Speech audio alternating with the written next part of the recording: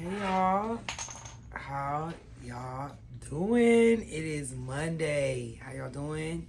I'm Adam on the scene. I am a butch queen living in Dallas, Texas. I am a participant in ballroom culture. I walk balls. I boom cat. But I'm also a layered individual that has experience in a variety of different experiences and backgrounds. I've traveled, I've been an educator, I've taught young people, youth people, I've taken space in shared rooms with a variety of different minds and experiences, and it has continued to shape how I am, who I am today. I show up before you as an individual that just likes to tap into critical thinking, cognitive dissonance, and just social commentary about the world we live in, the space we take in this world, and taking the journey. Hey, so simultaneously, I'm recording here, but I'm also here on live, so I'm here engaged with you guys as well. So at any moment during the conversation, you have a comment, you connect to something that was said, don't feel free to tap in. Feel free to engage with me. Feel free to talk with me.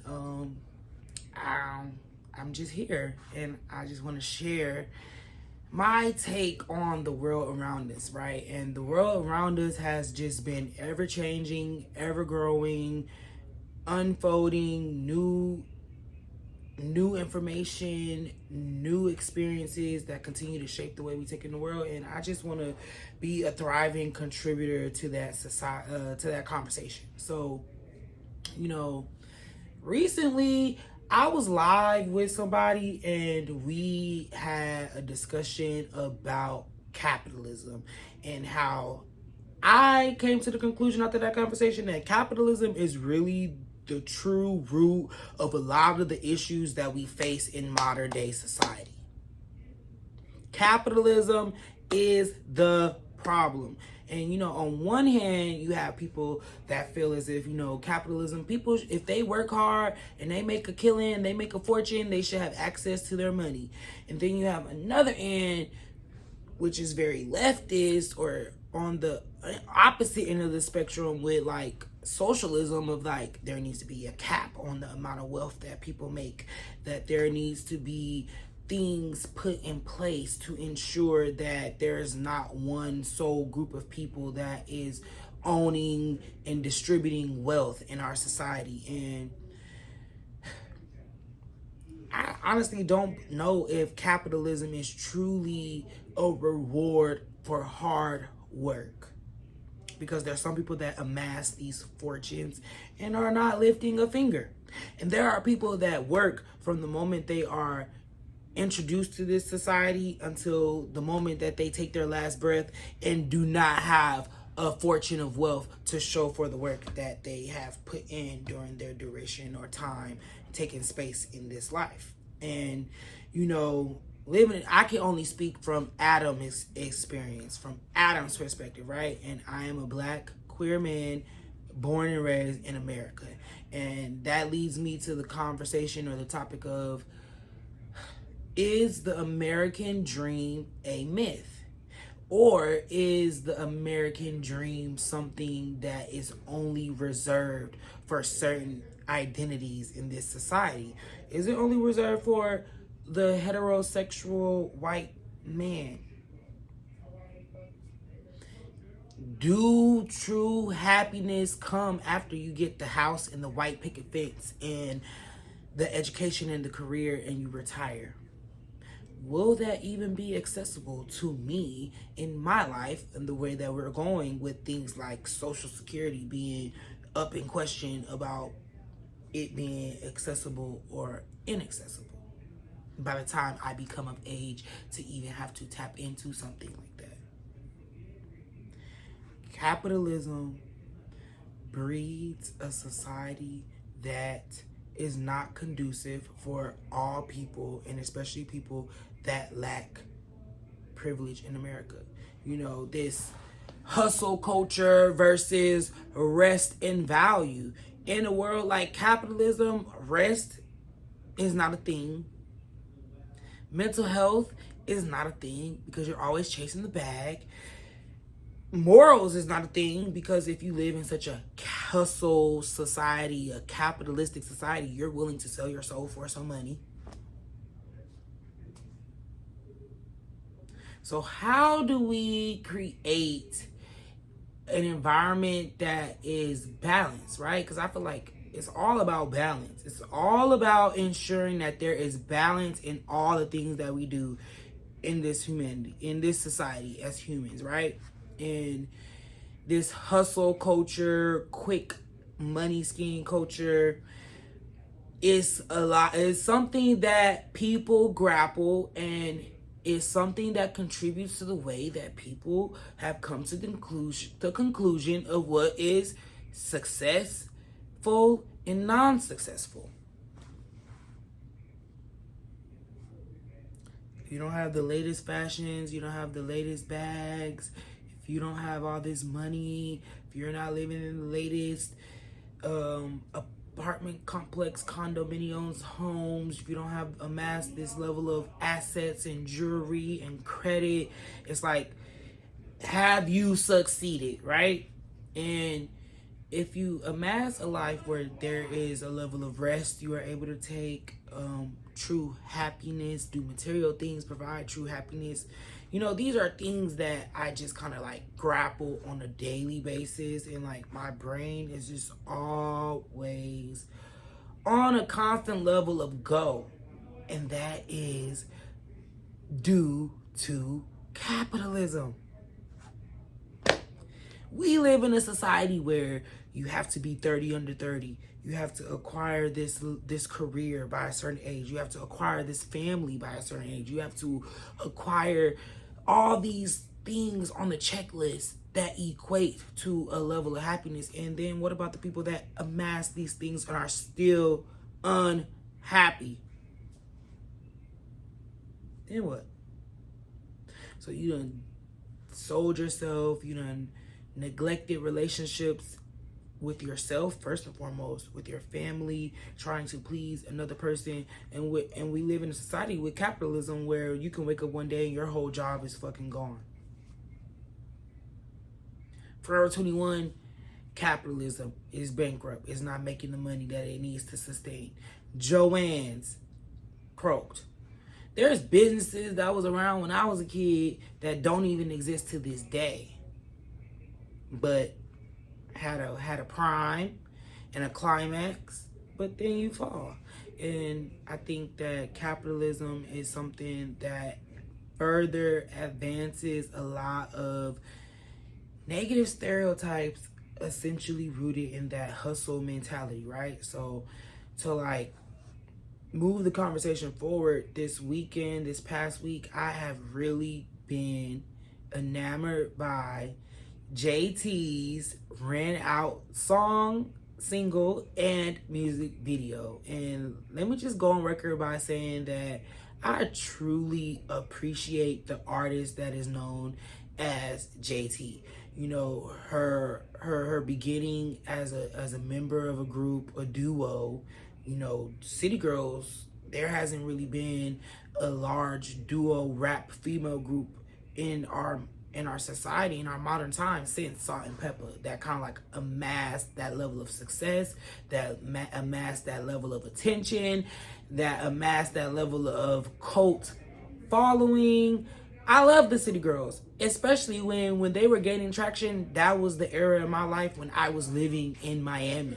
I was literally the epitome of I wasn't the epitome of a city girl because I wasn't scamming, I wasn't stealing, I wasn't doing things like that. However, the mindset was something that was very familiar to me, and something that was very accessible to me and very rampant. It was just very common. I love the City Girls. When I first moved in Miami in 2018, then during the height of the pandemic, they dropped their second project after JT got out of jail. No, it was their third. It was their second official project, but their third project, just kind of like working in the industry. I love their documentaries and just how relatable and accessible their experience was, and that is really true when they say like all it could take is just one video, one song, one opportunity that you capitalize on that can change the trajectory of your whole fate and outlook on life for the rest of your life, you know. And to see JT kind of continue after they kind of disassembled as a duo, and like being along the journey of liking both of them, especially when they were a duo, but kind of like still supporting them as individuals, because I think everybody is always looking for that level of individuality. But I am thoroughly satisfied with what they are doing, and that kind of like the crumbs they are feeding me. And Ran Out and by JT was something that really stroked my fancy. I enjoyed it. Stealing from an ATM, dancing on a pole in the middle of a parking lot in a bikini, in a thong, and with some blonde hair, listen, in a nice car, just kind of like free, living out loud, doing your own thing. I live for it. And just to take it a step further, I also appreciate how along JT's specifically, because we're talking about her song and her single that was just dropped, but like along her specific individualized journey, it is very obvious that she is allying with the trans community in order to ensure that there is visibility. In this recent single video, she hired women of trans experience. In previous videos, she has hired women of trans experience. And to me, leads as a person that does not allow limits in the way that she engages with people. If it's fab, it's fab. If it's not fab, it's not fab. If it's right, it's right. If it's wrong, it's wrong. And those are kind of like people that I just kind of like are intrigued by until I'm proven otherwise. You know, I don't really know all the details about how she handles her business and her dealings and her encounters with people, but from a fan's perspective, from my view, from where I sit at, I'm living for it. And I think like that was like a good perfect timing or segue into today, right? Today is Tuesday, March 31st, which is Trans Day of Visibility. And so before I kind of like get on my spiel about how I feel, what's my take on it, I recognize that I am a butch queen, I am a male, and I am not of trans experience. So I will preface, you know, before I get into my spill on things with, I come from a place of understanding. I come from a place of love and appreciating, and not from a place of judging, discriminating, and just really trying to contribute to the process of ensuring that conversations are being had. And I actively engage with women, men of trans experience. So it will only behoove me to kind of keep my ear to the streets, to kind of attempt to be an active participant in the conversation of ensuring that all people, specifically today, trans people, are visible, are safe, are uplifted, and are afforded an opportunity to lead lives that matter. And I'm not an expert on this, right? But I will say that I will lean into my strengths and my experience. And so a lot of this will be from the lens of Adam. I'm just Adam, a butch queen in ballroom who is attempting to engage myself with intellectually stimulating conversation. And for some that do know, for some that don't know, I was an educator for 7 years. It wasn't up until May of 2024, which was last year, that I have not actively been in the classroom serving youth academically, socially, emotionally. For the last 7 years, I was an educator, and that became part of my identity. That was my identity. That people would come up to me like, "Oh, aren't you the teacher? You're the teacher that I saw," and I am forever grateful for that opportunity I had to be a teacher and just being entrusted and charged with the act of getting in front of youth, in front of tomorrow, the future, and being held responsible for shaping. Now, whether I was responsible for the full shaping, maybe just the shaping in this moment, I had to show up for all kids. And it was interesting for me because I was a black male teacher, but I was not the norm. There was not a lot of people that took up space in schools, especially as a black man, that looked like me. Black men in schools are usually the disciplinarian, the football coach, a sport coach of some sort, taught math, taught sciences, taught middle school, high school age kids. No, here comes me, Adam, Mr. Carey, visibly queer and visibly far from the hetero norm. That's first and foremost. I was young. I was fresh out of college. I was like 21. I was new. I didn't know what I was doing. And I was also a pre-primary elementary school teacher. Not very common.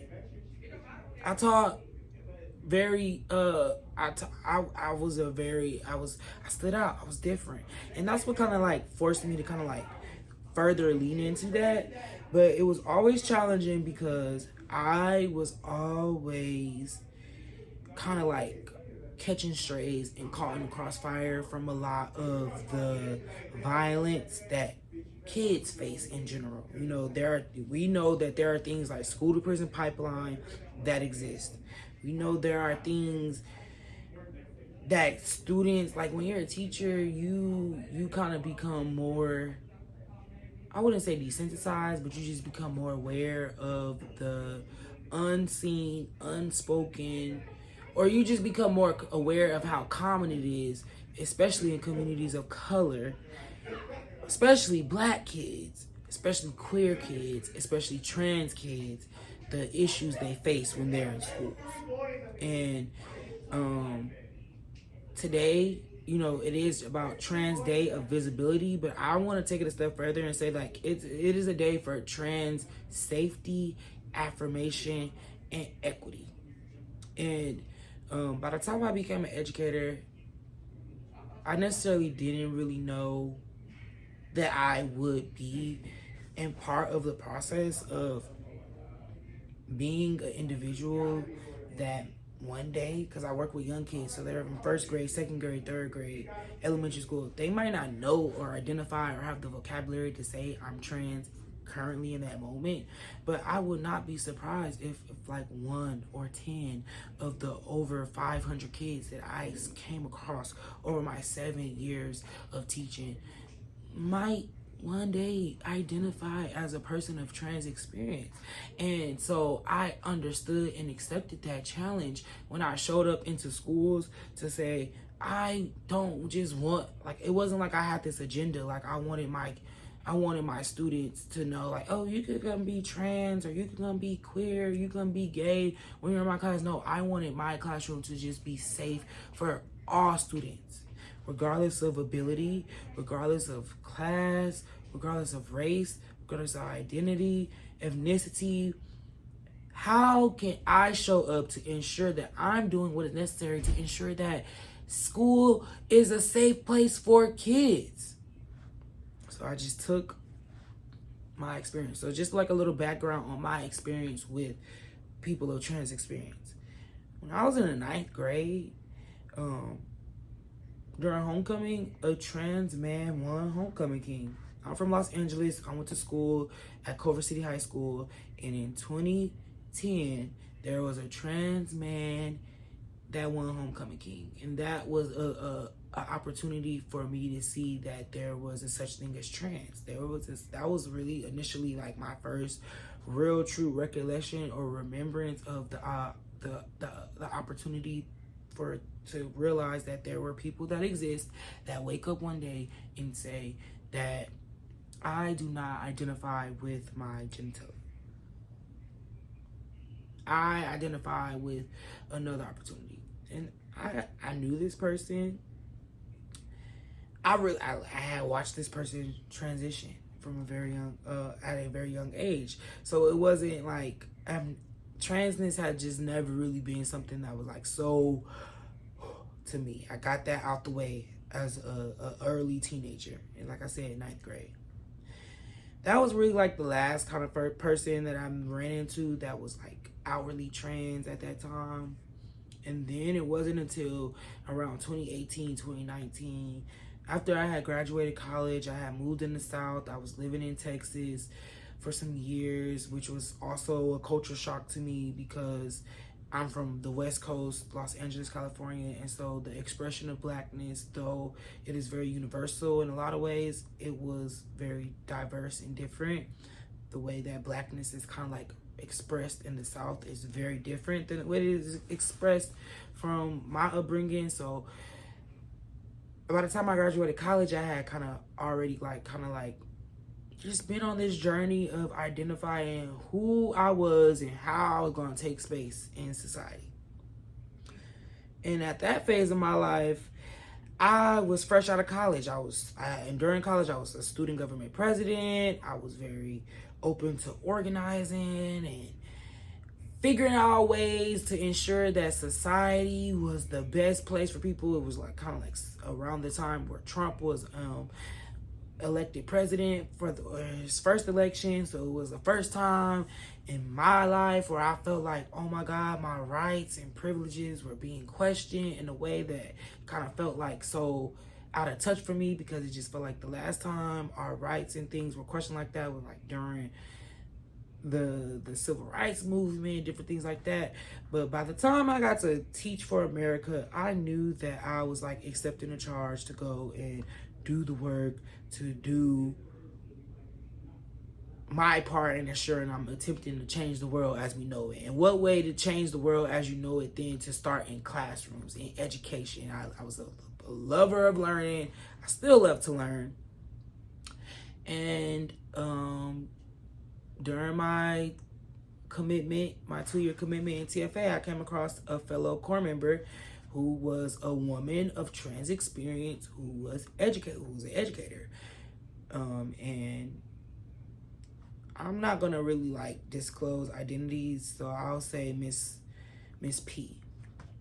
Miss P was very vocal, very outwardly vocal about things that were just right for all kids. There was no agenda. There was just what they sought. They wanted to exist and explore who they were and be who they were, and afforded with common respect and dignity and decency. And those were, I felt like, were the issues that I felt like they were advocating for when they were in the classroom. And they were a great teacher and shaped a lot of people in positive ways from a very young age. Also a very early childhood educator in the way that I worked with young kids. And it was, I wouldn't say we were the best of friends. We didn't talk all the time. We saw each other in passing, but it was always a level of respect and decency, because as I said, I was also coming to terms with my identity myself as a queer person. And I just felt as if there is a way to stand hand to hand in environments that don't even serve neither of us. We're both Black. We're both of an alternative experience, and we're both just trying to figure this out and ultimately become good teachers so that we can keep a fucking job. And so it was always support, and I think that was just another favorable or positive encounter that I had with a person of trans experience. Only to fast forward, after I lived in Miami, I taught for 4 years. things change, and now I'm back in Dallas, right? And I'm on my own personal journey just to figure out who I am, what I like, what motivates me. I was still teaching. I wasn't really happy. I was stressed out because the system of education at its core is not conducive to educators. A lot of dismantling needs to take place, but that's another conversation for another day. However, I started ballroom culture, and what a bigger opportunity for me to come around people of trans experience and commune with them and understand them and be exposed to, one, their importance, one, their contributions to society, how they make the world a better place, how they are human in the same way that we are all just human, right? And I'm very grateful for Ballroom because it has allowed me to take space and break bread and really connect with a myriad of people from a variety of experiences. And today I just want to shout out and highlight that. Shout out to the femme queens.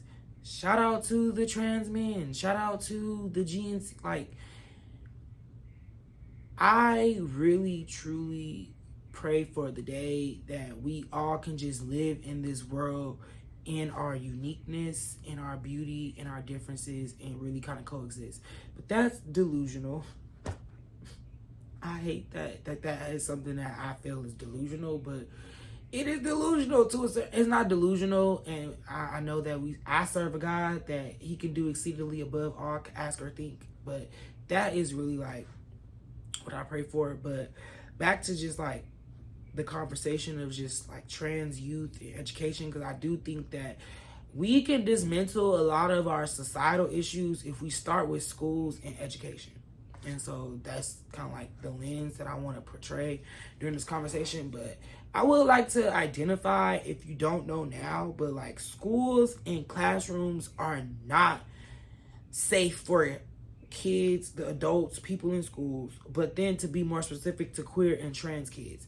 Just the fact that the level of desensitization that has taken place due to school shootings and school violence and how normalized it has become to do active shooter drills in school should just already let you know that schools are not a safe place for anybody. People wake up one day on the wrong side of the bed and say, I'm going to go shoot up fucking schools.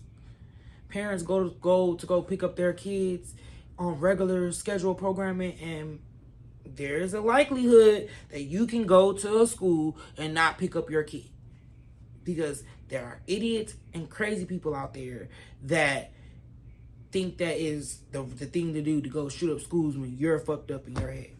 So just knowing that, muffled with being queer and trans to school, do you know I served in schools as an educator and would be caught in the crossfire of violence? Because you would think that bullying of trans people, trans youth, is something that is being done by their peers, people their age. But bullies and violence does not always equal kids your age in school. It is adults that are culprits of advancing these systems of oppression and violence in these schools. And I'm not gonna lie, there have been times where I was complicit and I was silent, knowing that I was hit, knowing that I was hurting, not just hurting because it wasn't intentionally said to just me. They would have never said that to me because I was the teacher in the room. I was on their level. But me hearing how they would say that to kids or youth let me know that that's what you say about me when I'm not in the room. That's what you really think about me. Maybe I'm sensitive, but little things like a black boy having a meltdown because somebody took the ball from him on the basketball court, and you hear another adult in the room say, "Stop crying like that. Stop doing all that girl stuff." And it's like, who's to say that having emotions is a girl thing? And I get that you were trying to enforce emotional intelligence or to manage your emotions, how you feel, use your words, whatever. But to throw in there, don't act like a girl and different stuff like that. That is inherently violent and can unconsciously impact the environment called a school, where it's supposed to, like, for me, school is supposed to mimic church and give very much come as you are. And the people in these environments are trained and equipped with the tools necessary to ensure that they are pouring into youth to evolve into thriving contributors to society. But the evidence out there proves otherwise, that there is opportunity for schools and classrooms to be violent towards kids.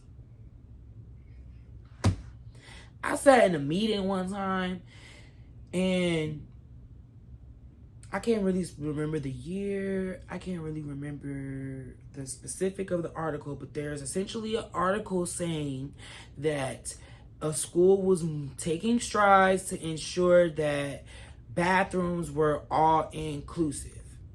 And I think, with conversations like race, gender, sexuality, you have to kind of set the conversation up properly for people to engage in them properly. Because when you just throw hot button issues out into a pool of people, you gotta be prepared for some of the things that come out of people's mouth. Essentially, we're doing this game. Somebody picked the game out of bucket. As an educator, what will you do if there was a parent that came to the school and was mad because it was an all-inclusive bathroom and they let a trans girl go into the girls' bathroom? You hear teachers that's like,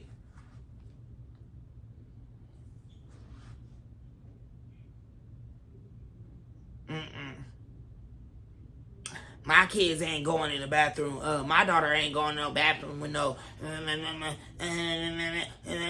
So if you're able to speak like that about kids when they're not in the room, imagine how your energy and your body language speaks to kids of alternative experiences when they're entrusted in your care. Crazy work. Like, sometimes I spent time in classrooms as a queer person and was always just like catching strays, always just kind of like, because I was the eyeball out. And I guess that's why I'm being verbal and vocalizing it now.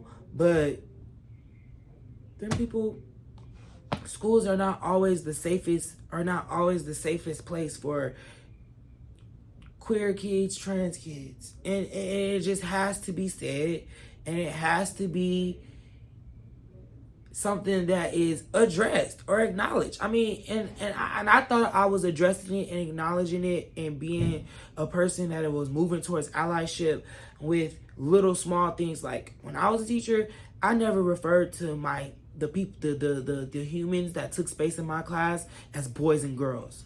That it was very restrictive. I said, good morning, scholars. Good morning, game changers. Good morning, change makers. Good morning, innovators. Good morning, students. I didn't gender my classroom. I did not have roles in my classroom that gave very much only boys can have this type of job. I didn't just always call on the boy to hold the door. I didn't just, if it was something that needed to get taken out to the trash, and if Lil Sue Ellen volunteered to support me and accommodate that and say, oh, that's a boy's job. You let the boys take out the trash. No. That was my way of how I tried to ensure that I had a very gender neutral, gender inclusive classroom, because I did not want kids to feel ostracized. And it is not even to vilify the people that do things like that or have said things like that. And you might be coming from a good place, but sometimes it is more important to think about intent versus impact. Your intentions can be pure. They can come from the best of the best of the best of the best of places. But the impacts of your words and your actions are everlasting. And so I asserted that in my mind as I was making the conscious effort to show up and say, if I'm going to be a teacher, if I'm going to be an educator, trying to change the plight of society, it starts every day within my classroom. And I just really had a goal of like just treating kids as whole human beings. They were just as capable of having emotions like me. They can come in waking up on the wrong side of the bed. They could come in cranky because they didn't eat breakfast. They could be mad. Like, I just treated kids like whole human beings, giving them the opportunity to make decisions for themselves. And I think that is really how, like, we in education, especially systems of education, I think a lot of teachers really need to and I hate feeling like I'm like, ooh, what teachers need to do. Because that grinds my gears. When I was educated, I hated people that came in there like, this is what the teacher need to be doing. My biggest pet peeve, parents, oh, the teacher ain't doing this, the teacher ain't doing that. I get it.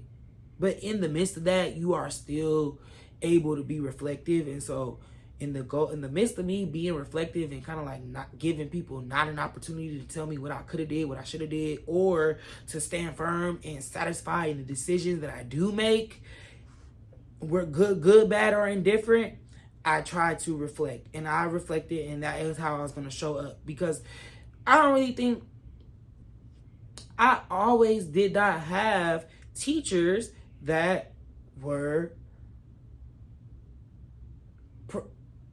people that were wanting to ensure that my safety was the main thing when I was in their class. Now, I've had some. Like, shout out to Miss Johnson, my 5th grade teacher. And a boy called me a faggot at the water fountain because he wanted to cut me. And I said, don't cut me in the line. And he called me a faggot.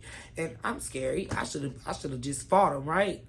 But I went and told the teacher. But that same teacher made him look up the word faggot, give history to the faggot, and give a whole lesson on the word faggot, and use that as an opportunity to teach and to learn. Not only the person that was the person administering the violence, but also it was opportunity for me to learn. And so that was like moments like that kind of like shaped the identity I took on as a teacher and wanted to create and ensure that learning is safe. Like, you can be your safe, raw, and authentic self while learning.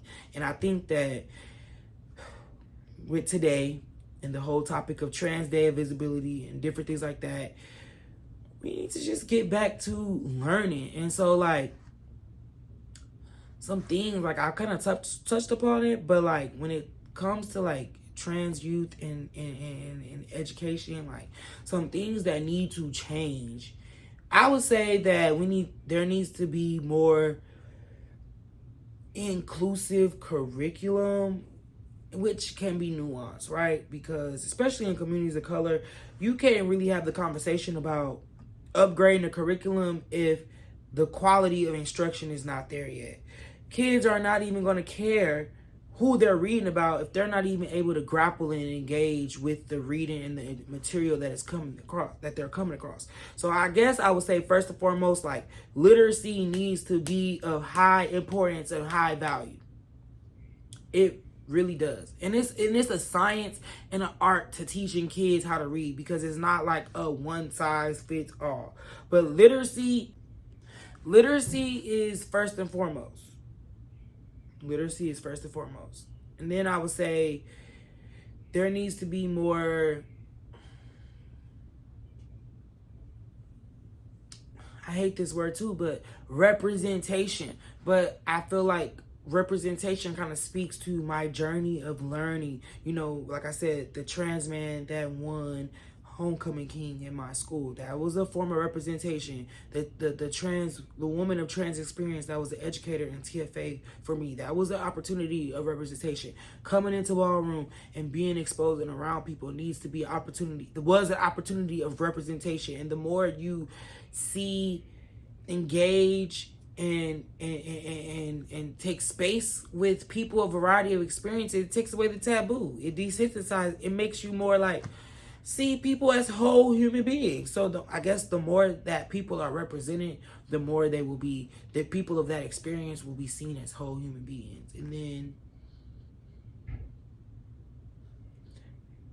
empowering the leaders and the from the teachers to the administrators, to ensuring that schools are just safe for all people.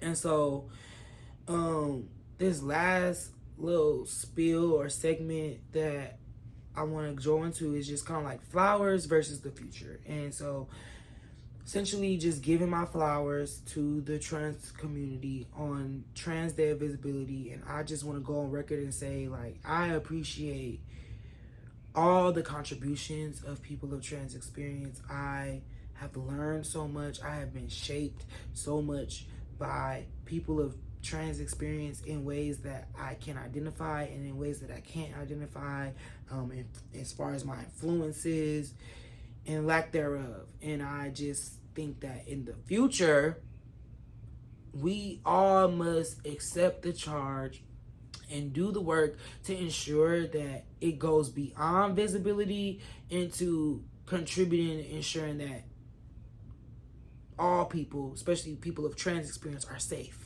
They are affirmed. Businesses and systemic barriers to be opened up for all people, whether you black, green, white, gay, straight, like you make evening out the playing field and living in a more equitable society. Because we live in a, we chase equality, but once we start chasing equity, which is the idea that certain people might need certain accommodations in order to have a real, true, even playing field. The same accommodations that I might need as a black man is not the same accommodations or level of safety that a person of trans experience might need. And I'm not going to be mad if those accommodations are given to even it up to where we're on the same level playing field, because that's just what life is about. And I gotta like go back to that capitalism and the idea of the American dream. The American dream is not a white picket fence and a big house and nice cars and a career. For me personally, from Adam's perspective, the American dream is an opportunity to say, I'm gonna go where my heart calls at me. I'm going to express myself in the way that my heart calls, my brain calls, and to just go with it. And I think that today, on Trans Day of Visibility, we as a collective, as a society, should be willing and should be consciously making an effort to take a step back and say, hey, look, how can I take space better in the world around us? So, happy Monday. Happy Trans Day of Visibility. If there was something that was said that spoke to you, that you agreed with, even that you didn't disagree with, feel free to message me in the comments or message me on my messengers, on my social media platforms. I'm always open and willing to engage and participate in the discourse to ensure that we are all just taking from each other to serve each other better in this society. And so, thanks for tuning in. This is Adam on the scene, a young 20-something butch queen in America, just taking all this shit in just like everybody else. We wake up, we turn on the TV, we scroll on social media, we see things in the news, and it's a lot. And sometimes it is deserving of some unpacking and some reflecting. And so I look forward to unpacking and reflecting with y'all in the very near future.